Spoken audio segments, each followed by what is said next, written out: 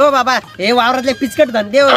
थोडा मला पुण्याला जायचंय इथं कोणी मला पोरगी देऊ राहिली मला पुण्याला जाऊ द्या मस्त सेटल बिटल उद्या चांगली पोरगी करून आणतो गावाकडे मी हा अरे इथं ये 1/2 एकर जमीन आहे हिची मेहनत कर चांगलं उत्पन्न काढ अरे तू हे सोयरी की इथंच पाहतो मी कुठे बी तो जुगाड जमून जातो पुण्याला काय तिथं जाऊन सनिका नुसत्या अशा माशा मारतो का तुम्ही काय बंबुऱ्या सोयरीक पाहता का हो? तुम्ही कंज एका वर्षापासून सोयरीक पावराला वय निघून गेली कोणती पोरगी मला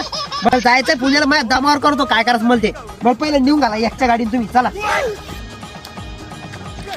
येतो बाबा मी